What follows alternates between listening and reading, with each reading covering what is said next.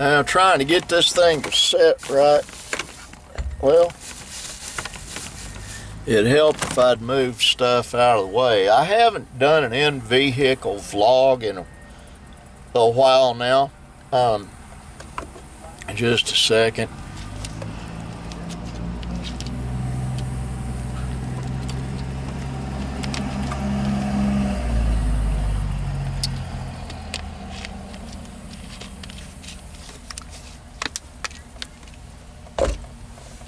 I'm at the Indian Hospital, Native American Health Center in Ada, Oklahoma.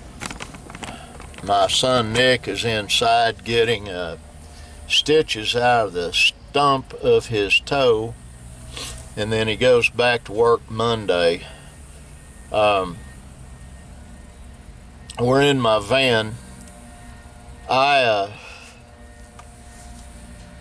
leave the pickup at home a lot now because Linda might need to use it. You never know.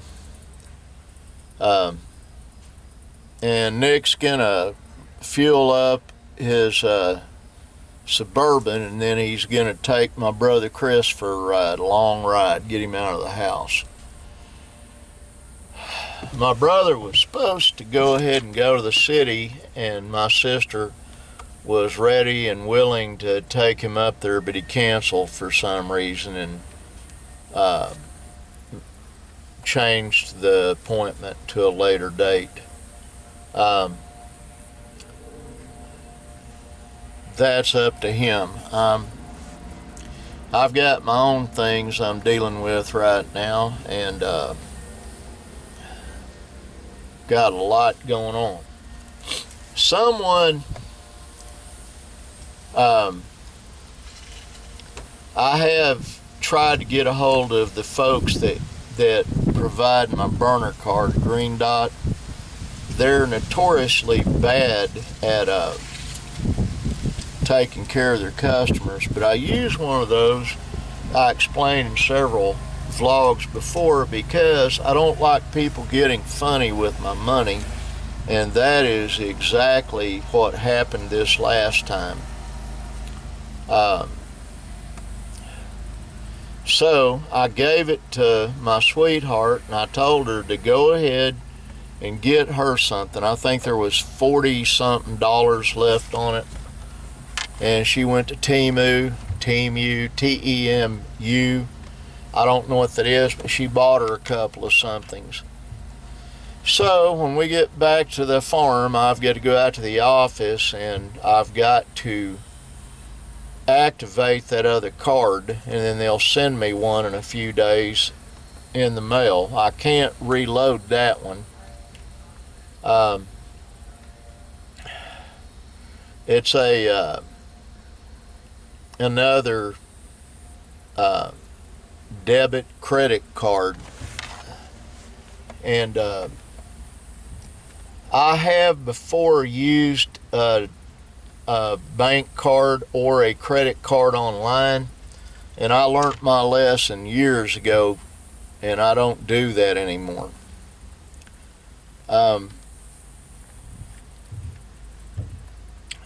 It's a good way to get plundered, I'll tell you that right now.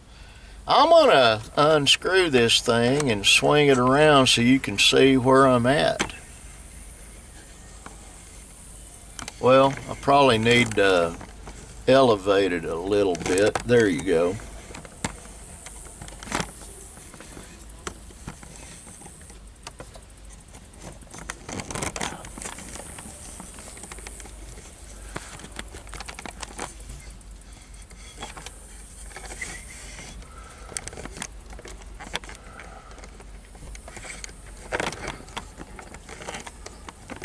Oh, got it back in position.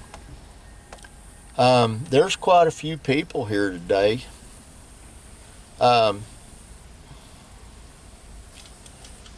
When we leave here, the first place we're stopping is at Walmart in Sulphur. My brother Chris buys popsicles. He buys 2 big bags. One's green, one's kind of red, purple looking, so that he has popsicles. Well, I had two, my wife had two, and before they took it out, there was a trash bag, a trash can under the table where we use our computers. And Ashton uses Linda's computer to go ahead and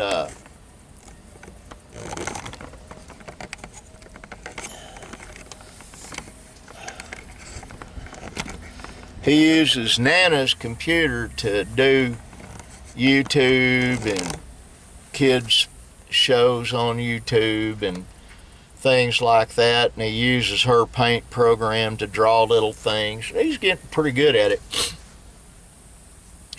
But it was the day before yesterday I was in there, and what I do is he types in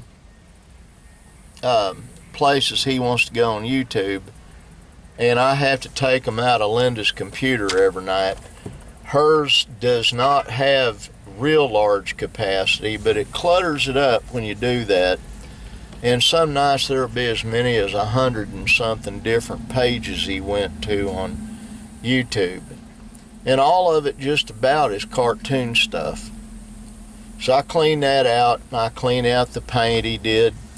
But it was the other night I was in there doing that before Linda came to the bedroom, and I accidentally kicked the trash can over, and so when I started picking this stuff up, there's about 10 or 15 single wrappers off those popsicles. He's the primary offender on getting in the freezer and getting them. So I'm going to go buy probably 4 bundles of them, pre-frozen, on a single stick. And I'm also going to buy some that are in the squeeze thing, and take them back and have Nick run them in and put them in the freezer. That makes it a lot easier to deal with things. Everybody needs treats. Everybody needs goodies. The last popsicles I bought were sugar-free. Didn't make any difference. They went through them anyway.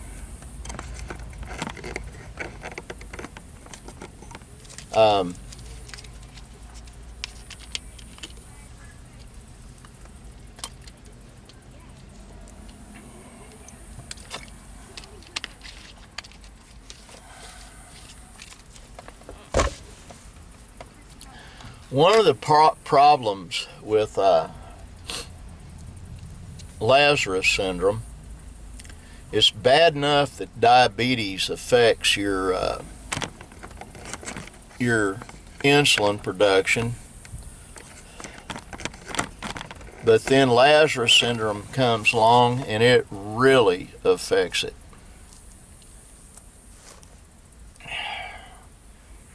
And this shot that they've got on, I do it once a week. It's not insulin, it's not for the diabetes, it is for Lazarus. And when I first take it, it makes me deathly ill. Linda pricked a finger with some of it on it, and it made her sick as a dog, and it does me too. So I did it a little early and gave myself a shot last night instead of tonight, so I could get it out of the way, and so that today I wouldn't be distracted with that on my mind. I called the pharmacy, and they're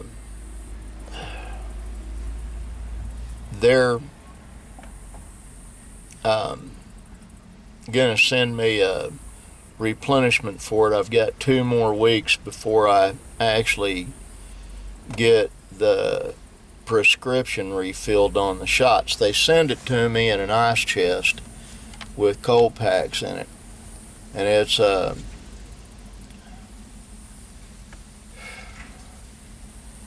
It's expensive. I looked it up, and they give 5 injections per pack, and that supply to give me the shot for Lazarus runs about $2,000 a month, as close as I can figure it. It's like my brother with Eliquis. It's $1,200 just for the Eliquis, I think, but they're paying for it. Indian Healthcare is on him. I don't know if it's the VA, Indian Healthcare, Social Security, or my former job. The benefits on that are paying for it, but somebody, it's not free. That's what a lot of people don't understand. A lot of these folks they think, well, it's free. What are you worried about? Nothing is free. Somebody's having to pay for it. Granted, I still pay taxes. Everybody pays taxes, whether it's sales tax, income tax, property tax, whatever. You're taxed to death in America. But most folks are in about the 15 to 20% tax bracket. Mine's considerably higher. I'm not bragging when I say that. And the top rung of that tax is 55% of your income goes in taxes. I imagine if it weren't for the fact that my best friend Jerry has the wife he's got and connections he's got, he would be in that tax bracket. I'm in the 28%, and I think Jerry keeps his down to about 30, 35, something like that. I don't know. But high earners are punished in this country. I didn't mean to shift, but they really are.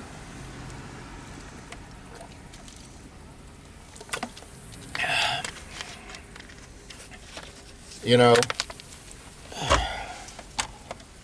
you earn, you pay a lot of taxes, and then by the time you pay your tithing and offerings, and that's biblical, you're in a pretty hefty tax bracket. Any way you look at it, but tithing is not a tax, folks. You can't give back to God. You really can't. But what tithing is it shows that you agree with God in His wisdom. And it shows that you love God. It's basically being obedient. And if you truly do love God, you do your dead level best to keep His commandments. And I do. I truly do love God. Now, I've waxed philosophical without meaning to.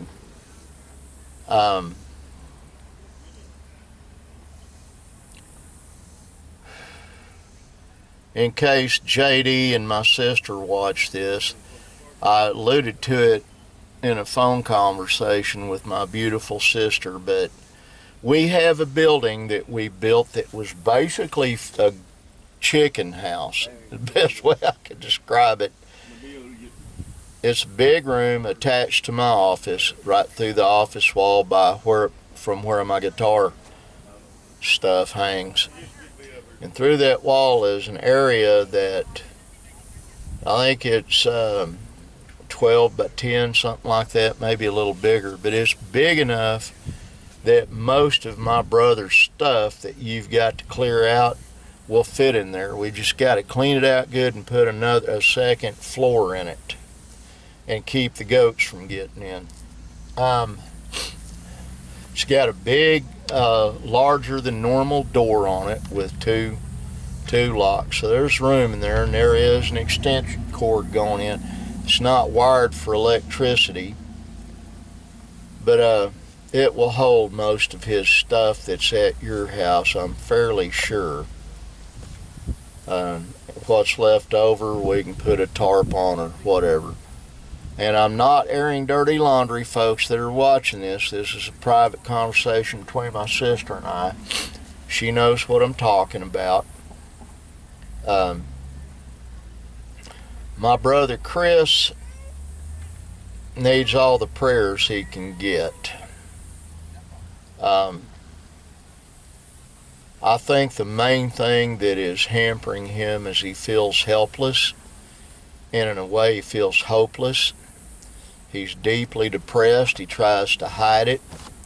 So when we get home, Nick is going to gas up his Suburban and load my brother up in it and take him for a long ride.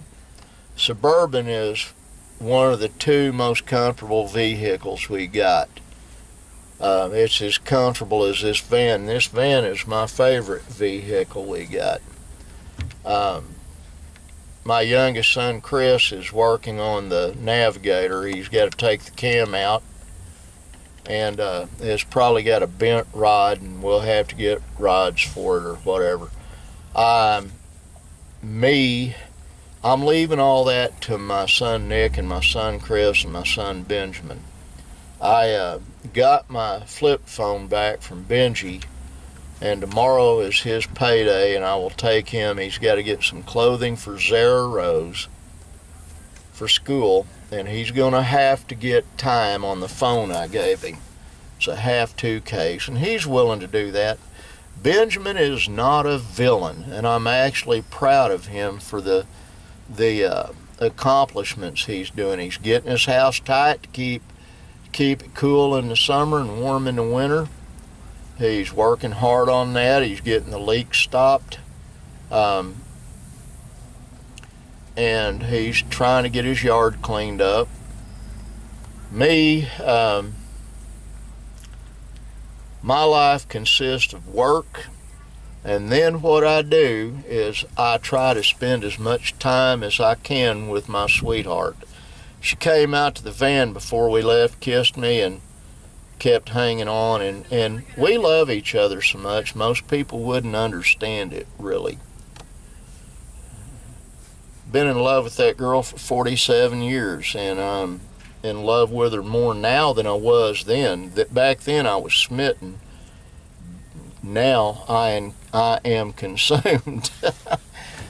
But I probably need to go ahead and get off of here. And if I were in the pickup, I'd have a little sign to hold up that says, "Always be kind." I hadn't planned on ever doing this again, but my time is so taken up right now. I saw my friend Diane Pletcher, my best friend's wife, at Walmart, and she invited me to come to their class they have tonight. And I told her if I didn't have so much to do, I'd be there, but most people would not believe how busy I am. They just wouldn't. She's making cookies, and that was her tempting offer to me, but I won't be there. I can tell you that right now. I am totally taken up with things that I have to do that are mandatory, not, well, it's a convenient excuse. No, it's not an excuse. It's a real reason. I love church, and those 2 nights a week Jerry teaches a prophecy class in the office in his wife's office are they're like being in church. But the problem is I don't have time to go. I've got 5 grandkids living on the farm, and I got 3 more living 2 miles away, or 3 more living 2 miles away. And grandchildren are the second biggest priority in my life right now as far as family. My number 1 priority is my wife. But when you've got that many children running around, even when one of them's 20 years old, it is time consuming. Well, know that this crippled old man that's going blind loves you. I do. I want God to bless you, and you need to thank Him for your blessings because you are blessed. And always remember to be kind. Let me tell you something. We're quickly coming upon a time in this planet's history that kindness is needed now more than ever before. Love you, God bless you, and bye.